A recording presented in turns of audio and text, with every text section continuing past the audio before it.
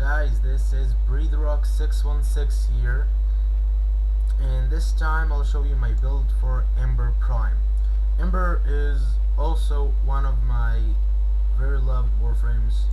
I really enjoy using her. She has, in my opinion, amazing amazing set of abilities, and the abilities go as follow. Her first ability is a casting spell, Fireball, just like the one that many other warframes have, such as Vault. On his one, he casts a bolt. Frost, he casts simply, ice ball, because that's his theme and all. Anyways, we're here to talk about Ember. Well, she has her first ability, Fireball. It's called Fireball. What it does is simply she shoots Fireball from her hand, and it deals some damage. It may enlight an enemy. It's not 100% accurate what they say here. Doesn't always lit him on fire. It does an area damage. I think the area damage is defined by the range, but I'm not too sure. I don't use this ability that much. Only when I really need enemies to start going on fire. Second ability is Accelerant. Accelerant is, in my opinion, a very great ability for her, since what it does is as follows. She stuns enemies with strong Accelerant, increases all fire damage, all the damage dealt, all fire damage dealt. Damage multiplier 4.9, which is why it's important to use fire weapons with her. It uses in a very great way that multiplier. Used to use the Ignis on her, but not really a fan of that weapon. Sorry. So I use the Aegis and Silva. I think it looks very well with her. And also it's affected by range and duration. Third ability is Fire Blast. She slams her hand on the ground and simply makes a circle that just ignites enemies who walk into it. Also, it does some decent amount of damage to enemies around it, or those who get hit by the radius of the blast. It's affected by duration, strength, and all the abilities are affected by efficiency, the casting. Never mind.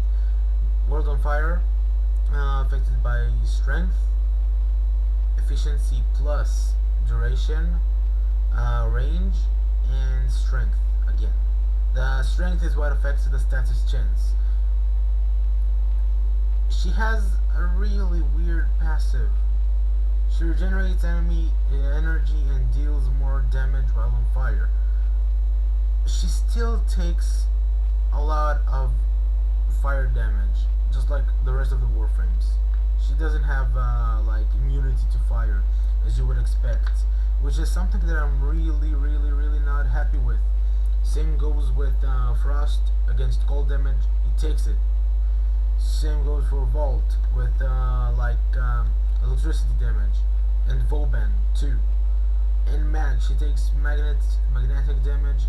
I mean, they could add some types of immunities maybe that would make the warframes a lot better in my opinion, but it is what it is.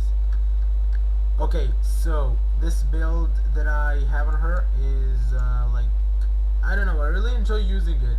It kills enemies very efficiently until they go to level 60, then the damage drops down. Yeah. Nerf. She was nerfed a long time ago. But from what I know, she used to devastate high level enemies in seconds with her World on Fire. Now she doesn't. But she's still great anyways. I really enjoy the damage she does. Okay, so I build her for a little bit of range, some strength, efficiency, and it's not a high duration because I use the flitting expertise, and even if I take this rank down, take it down by a rank, you using my other fleeting expertise, it still doesn't help much. So I'll just keep it there. Primed flow, power drift. Okay, power drift is really useful on her. Power strength and 30% chance to resist knockdown. Also, she's featured on the card, so I thought it would look cool. Anyways, streamline, cunning drift for the extra range and the slide distance. Stretch, primed continuity to this and this. Blind rage and vitality. Ember Prime has more armor than her regular counterpart, and I think also more shields, which is okay and all, but 25 points of armor aren't that much. Or how much does the regular Ember have? Ember. Yep, only 25 points and 25 points more of shield. That doesn't help much. Alright. This build is good for survival. I use it for survival at times. It's good for exterminate missions. It can kill easily enemies since they don't really scale much. Don't try this on sorties though. Don't. Yeah, it works on the Fisher exterminate missions. Used to work on the Tower 4 exterminate mission. This build is pretty good. I usually enjoy using the Bratton with her. I don't know why. Just really love this weapon. And the axe stiletto. Since they both have a high status chance, so they'll have more they'll have a bigger chance to ignite enemies as well on fire for a few seconds at least. And those few seconds are very valuable using her accelerant. I also have a crowd control build, which I'll show after I show this one. I enjoy taking her against infested enemies. Infestation. Here we go. Let's take the ancient healer. 10 of them. And the rest boilers. Just cause why not? And as I said, her damage drops down very quickly, so I won't take strong enemies with me against me. Okay, here we go, and I'll switch to the Agassiz Silva life strike. I think, yeah, put on life strike. This works well. Here you see this. You have the fire weapon, and oh wow, the damage multiplier went up like crazy. Yep, Final Harbinger works well, so well. And again, flash the fire accelerants, and you see it simply chews the enemies down. Really chews them down using this combination with Agassiz Silva and any other fire inflicting weapon. Fire accelerants, now die. You see, this build is pretty solid. I use this one over the crowd control build because I really enjoy inflicting much more damage rather than knocking them down. Yeah, this build is very great against infested enemies or level 60 armored enemies. Kinda. Okay, so the second build is called the Firequake Ember build. It has max range, has some good efficiency, good duration. I really need to form her again, but at the same time I'm too lazy to do so. Yeah. Negative strength, because this is a crowd control build. It won't really matter much.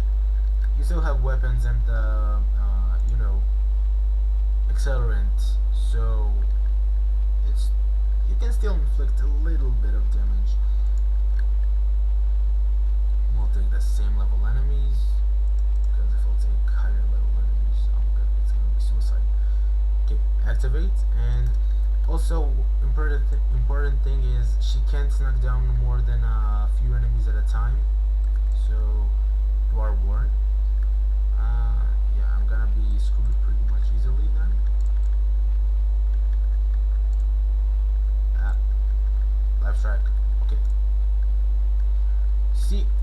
still inflict damage using flash accelerant. I mean fire. Sorry, the augment mod name got stuck in my head. Using accelerant still works well, but they're still infested enemies. Whoa, just flew there. So they'll be easier to kill. Flash accelerant. Okay, easier to kill.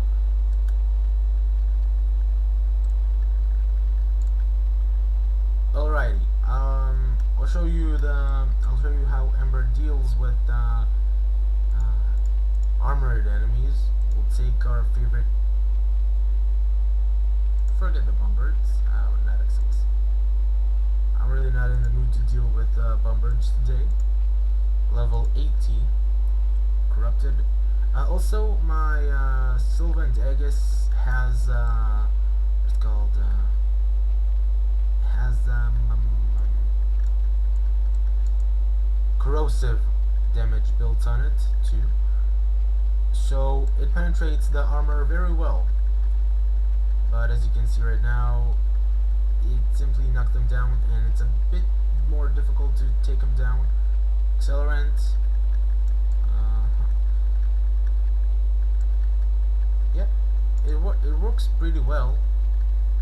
Knocks them down, gives you a breather, and if you need a life strike, you can take it down, deal with them. But it's not as strong as my first build, which I'm going to test again against armored enemies, just to make sure it really works against them as well. Just to show you, I mean, not to test. Already know it works. Simulate. And boom. Ah! God freaking damn it. Life strike. Life strike. Life strike. Flash accelerant. Accelerant. And now it chews through them much faster. And it failed. Sorry, she's still squishy after all. But you saw the differences. Using the accelerant plus the damage build chews them much faster, and using the crowd control build keeps you alive for a bit of a longer time. I prefer killing fast than actually stay an hour on the same spot and try to defeat an enemy. But hey, that's just me. Okay, so these were my two builds for Ember. One which I'm using for exterminate, survival, missions like that, and the second one is for mainly defense if I'm taking Ember with me and I have a Frost, other DPS, a Trinity.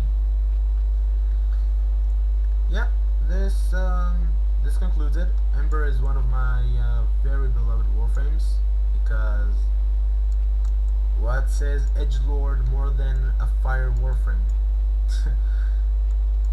Alright guys, thank you very much for watching my video. I hope you enjoyed it, and see you in the next one.